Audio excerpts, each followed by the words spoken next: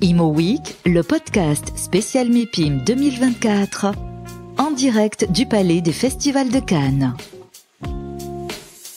Arnaud Guénoc, bonjour. Vous êtes le directeur général d'AG Real Estate France.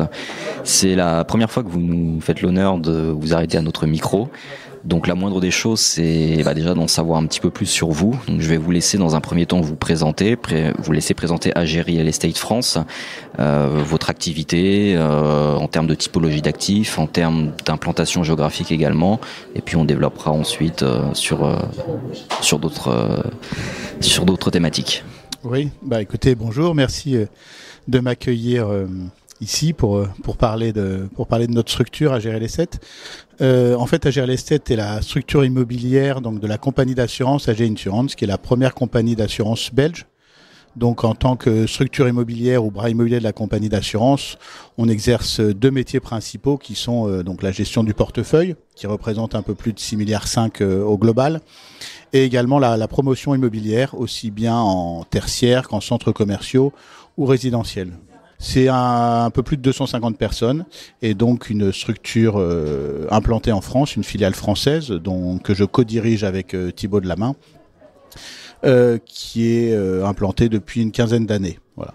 On est arrivé en France via la promotion. On a d'abord réalisé deux gros clés en main sur Gennevilliers. Un premier clé en main de 30 000 m² pour le groupe Up, anciennement Chèque Déjeuner, et puis un deuxième clé en main pour Thales Communication sur 82 000 m². Et à partir de 2011-2012, il y a eu la volonté du groupe donc d'intensifier son implantation en France sous les deux métiers, avec Thibaut Delamain, directeur général en charge de l'asset management, portefeuille qui représente un peu plus d'1 milliard d'euros, avec un peu toutes les typologies d'actifs à l'exception du résidentiel. Donc dans notre portefeuille, on a du commerce, du bureau bien évidemment, des locaux d'activité, de la logistique et puis également quelques actifs alternatifs type parking de bus. Et moi, directeur général aussi d'AG Real Estate France, je suis en charge de la partie promotion. Donc historiquement plutôt présent en tertiaire sur l'Île-de-France. On a notamment livré il y a un peu plus de 18 mois la Tour Éclat, la Défense, donc 80 000 m² réalisée en copromotion avec le groupe Heinz et vendu en VFA à un groupement d'investisseurs Amundi et Primonial. Et donc tour de 80 000 m² développé conçu par les ateliers Jean Nouvel. Voilà. Depuis, on se diversifie également en résidentiel. Donc aujourd'hui, nos deux activités sont le tertiaire et le résidentiel, principalement en Île-de-France, mais avec aujourd'hui une prospection aussi en région. On pourra y revenir peut-être sur les objectifs futurs. Alors effectivement, le tertiaire et le résidentiel, donc c'est deux typologies d'actifs qui sont un petit peu dans l'œil du cyclone, on va dire. En tout cas, beaucoup de choses se disent à la fois pour le résidentiel, c'est-à-dire la difficulté croissante des Français à se loger, aussi bien à devenir propriétaire qu'à réussir à se loger même dans le parc de la location, et concernant le tertiaire, avec la redéfinition du travail, c'est-à-dire par rapport au télétravail, un certain nombre de choses, une vacance qui a gagné certains territoires historiquement plutôt bien fournis à ce niveau-là. Je pense notamment à la Défense, mais pas que. Quelle comparaison, quel parallèle, et à l'inverse, quelles sont les différences que vous pourriez justement cibler entre à la fois à la fois le résidentiel d'un côté et le tertiaire de l'autre? Alors ce qu'on voit quand même depuis quelques temps, en dehors des nouveaux usages sur le tertiaire, mais ça finalement c'est à nous promoteurs d'être inventifs et créatifs pour créer des nouveaux objets et réfléchir à de nouvelles conceptions pour répondre à ces nouveaux usages. Donc ça, on sait le faire. Aujourd'hui, c'est la localisation et la centralité. Donc ce qu'on voit sur le tertiaire, c'est depuis la fin du confinement, post-Covid, c'est une centralité de plus en plus accrue, avec finalement des territoires assez hétérogènes. On voit Paris qui surperforme, le Croissant Ouest, Neuilly, Levallois et Boulogne, Issy-Moulineaux qui continuent à performer et à avoir de la demande placée, et à contrario, on voit d'autres secteurs géographiques qui sont en très grande difficulté et qui ont un stock et une vacance extrêmement importante, notamment la première couronne nord, mais également la péridéfense. Donc On a toujours parlé de localisation en immobilier, mais en tertiaire aujourd'hui c'est de plus en plus accru.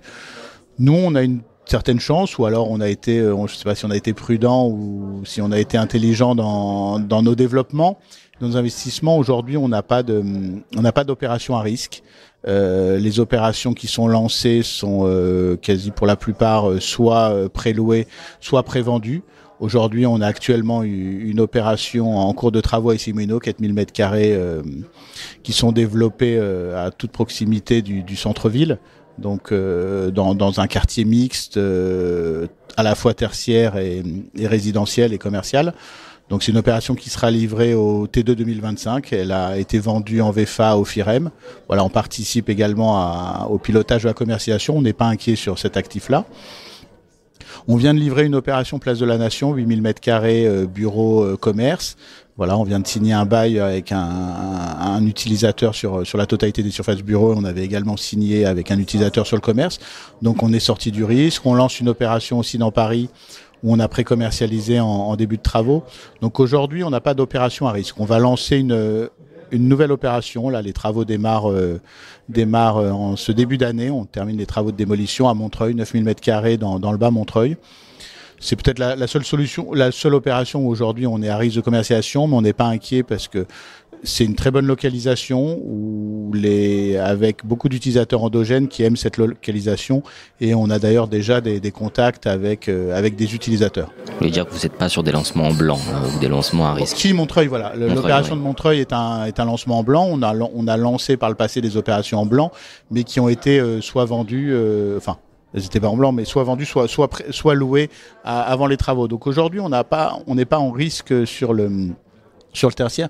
Mais c'est ce qu'on peut voir aujourd'hui, c'est vraiment des marchés à 3 vitesses. Paris qui surperforme et d'autres qui sont vraiment en crise. En immobilier résidentiel, on n'a pas cette spécificité de localisation.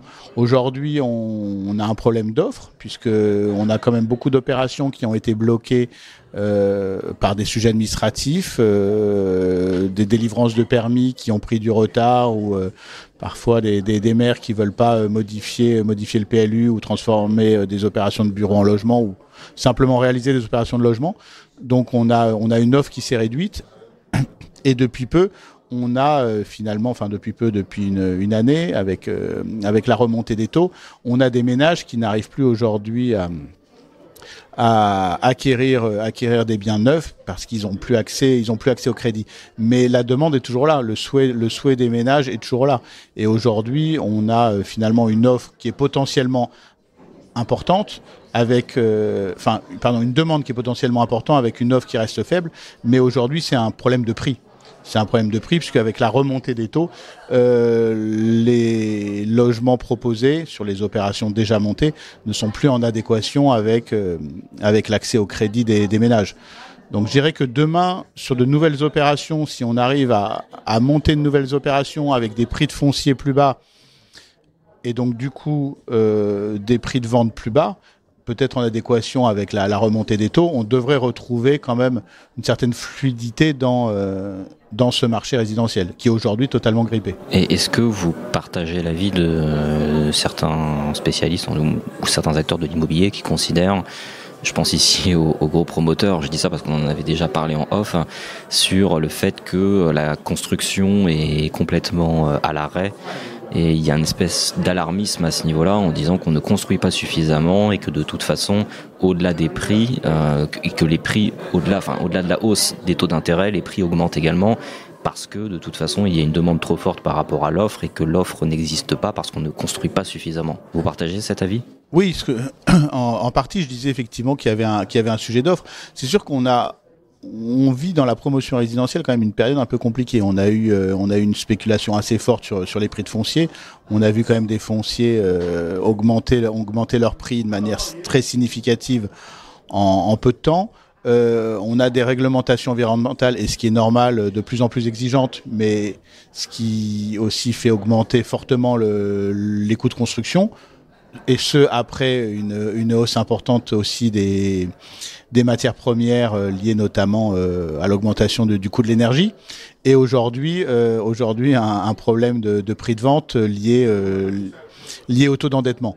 Donc c'est sûr qu'en ce moment on cumule un peu tous les sujets avec ce que j'évoquais, des sujets aussi administratifs et certaines villes, certains maires qui ne sont pas dans une dynamique de maire bâtisseur. Donc un des premiers leviers serait sans doute de trouver des mesures pour faciliter la construction de logements.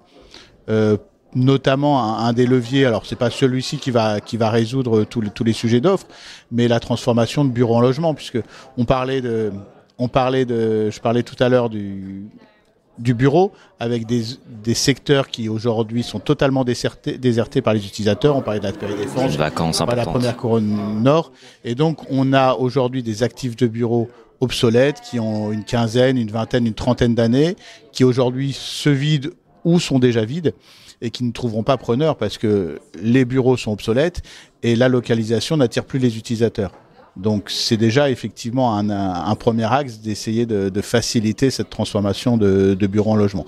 Et là, c'est aux villes d'être proactifs ou alors au gouvernement de trouver d'autres moyens. Parce qu'on est pourtant en période, les élections municipales vont arriver assez vite dès l'année prochaine après les européennes. On sait qu'en général les maires qui ont déjà une tendance à être frileux en temps normal pour construire le sont encore davantage en période préélectorale, en période électorale. Ça n'annonce pas très positif en tout cas pour les maires qui ne sont pas très enclin à construire déjà de base. Oui, c'est sûr qu'on va arriver dans quelques années électorales qui, on le sait, ne facilitent pas une dynamique pour de nouveaux projets. Après, on a vu une mesure là qui a été décidée par le gouvernement, le nouveau gouvernement de Gabriel Attal, c'est de faciliter justement la transformation de bureaux en logements. Et donc, ce qui est proposé par le gouvernement, c'est d'éviter des modifications de PLU si elles sont nécessaires dans ce cas de figure précis de transformation de bureaux en logement. Alors après, ça nécessite quand même que la volonté du maire de faire cette transformation. Mais ça peut permettre d'accélérer, si le maire le souhaite, ça peut permettre d'accélérer les délais administratifs en échappant à cette modification de PLU. Pour revenir juste sur AG Real Estate, ce qui est assez intéressant, je crois que c'est également votre modèle, de par votre fait que vous soyez adossé à la base justement à ces assurances. Ça vous permet également d'avoir entre guillemets une trésorerie peut-être disponible plus importante que d'autres acteurs qui sont peut-être un peu plus à flux tendu. C'est une sécurité supplémentaire pour lancer un certain nombre de projets, j'imagine. Oui, tout à fait. C'est effectivement une des valeurs ajoutées du groupe. C'est effectivement en tant que filiale d'une compagnie d'assurance, donc on n'a pas de recours à la dette bancaire. On réalise nos opérations en fonds propres, avec un actionnaire qui nous suit, qui est plutôt confiant du fait des opérations passées, des résultats passés. Donc on a cette capacité à prendre du risque en amont, à acheter des actifs existants ou des fonciers sans conditions suspensives de permis. On fait à chaque fois notre analyse risque, mais on a cette capacité de faire. Et on a aussi la capacité de faire, au cas par cas, suivant le nombre d'opérations à risque, à lancer des opérations de bureau en blanc, ce qu'on a fait par le passé et ce qu'on est également en train de faire sur Montreuil. Donc ça peut nous permettre parfois de gérer effectivement un peu le temps long, ce qui est le cas sur une de nos opérations aujourd'hui à Colombes. On est en train de transformer un site commercial que l'on a acheté en 2017 pour transformer ce site en une opération de logement de 75 000 m², un écoquartier de 75 000 m², qui permettrait donc de transformer ce site entièrement artificiel aujourd'hui avec du logement neuf RE 2025 voire 2028. Et de réaliser un parc public d'1,5 hectare qui serait le deuxième parc de la commune. Et enfin, pour terminer, qu'est-ce que vous pourriez nous dire sur les objectifs d'AG Real Estate, sur, on va dire, du court et du moyen terme, en quelques mots, sans forcément rentrer dans les détails, mais en tout cas, voilà, les grands objectifs, les grandes lignes que vous vous êtes fixés. Alors, nos objectifs aujourd'hui sont dans un premier temps opérationnels, aussi bien en asset management qu'en promotion. Donc, je vous parlais de cette opération de Colombes, c'est de consolider cette opération de Colombes et de déposer les demandes de permis de construire cette année. de commercialiser nos opérations en cours à Issy-Moulineaux et à Montreuil. Donc ça, c'est tout d'abord des objectifs opérationnels. Et je pense qu'à partir de la rentrée du deuxième trimestre de cette année, on essaiera d'être un peu opportuniste à l'acquisition sur de nouveaux sujets. Je pense qu'on va plutôt regarder en Île-de-France des opérations de résidentiel, donc soit des actifs de bureaux à transformer, mais prendre position sur des fonciers pour faire du résidentiel à moyen terme, pour les raisons que j'évoquais, c'est qu'il y a toujours une demande forte. Et on va également essayer sans doute de prospecter un peu plus la région, notamment en bureau, pour essayer de se positionner sur des localisations prime, mais cette fois-ci en région. Merci beaucoup Arnaud Guénoc. Merci à vous. Imo Week, le podcast spécial MIPIM 2024, en direct du Palais des Festivals de Cannes.